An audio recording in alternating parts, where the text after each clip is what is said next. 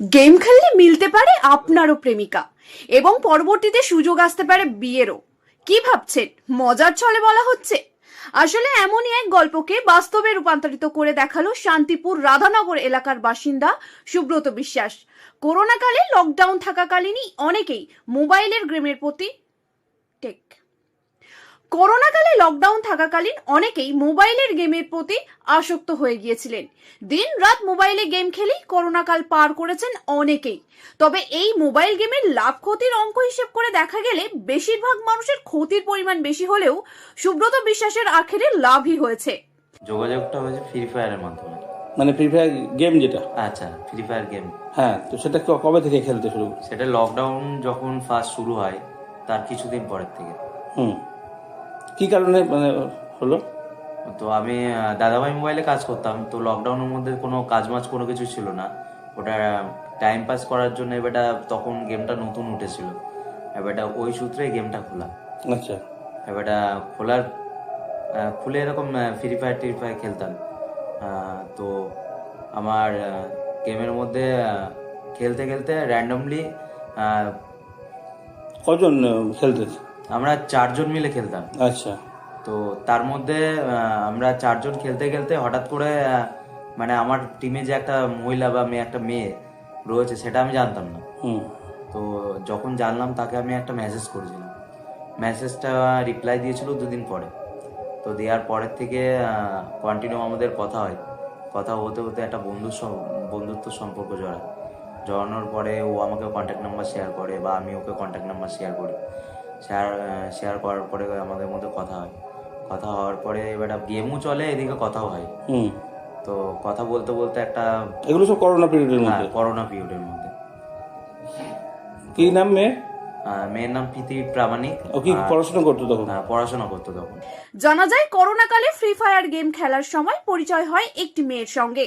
তার সঙ্গে বেশ কিছুদিন গেম খেলে এবং গেম খেলার মাধ্যমে কথোপকথন শুরু হয় তাদের। এরপর সেই কথোপকথন থেকেই হয় বন্ধুত্ব এবং শেষে প্রেম, যার অন্তিম পর্যায়ে গিয়ে দাঁড়ায় বর্তমানে বিয়ে। জানা যায় সুব্রত বিশ্বাস একটি মোবাইল দোকানে কাজ করত। করোনার সময় দোকান বন্ধ থাকায় গেমেই মন দেয় তিনি এবং আলাপ হয় গার্ডেন রিচের বাসিন্দা প্রীতি প্রামাণিকের সঙ্গে। প্রীতিদের অবস্থাও আর্থিকভাবে সচ্ছল ছিল না। বাবা পেশায় ভ্যান চালক, বাড়িতে রয়েছে ছোট ভাই এবং মা।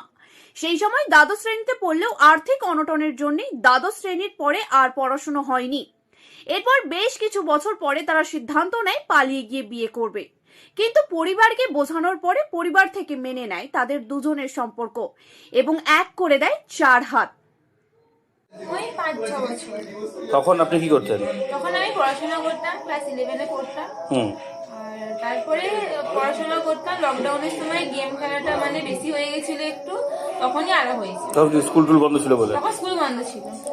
তো খেলতেন যখন, তখন অন্য কোনো মেয়েরা খেলতো নাকি বেশিরভাগ ছেলেরাই খেলতো? না, আমি মেয়েদের সাথে তেমন খেলতাম না, ছেলেদের সাথে খেলতাম না, একা একা খেলতাম।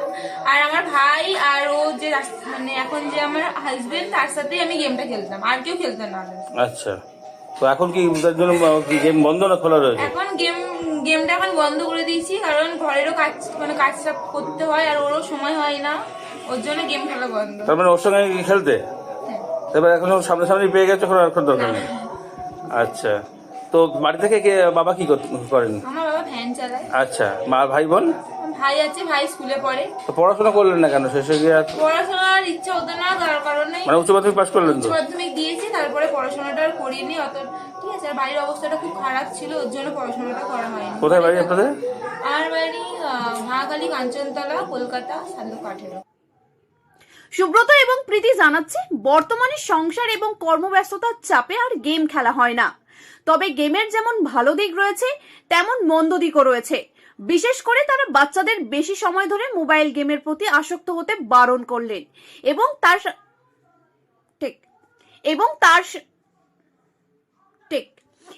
তার সাথে মজার ছলে তারা জানালেন যেসব ছেলেরা এখনো অবিবাহিত তারা একবার অবসর সময়ে গেম খেলে যাচাই করে দেখতেই পারেন।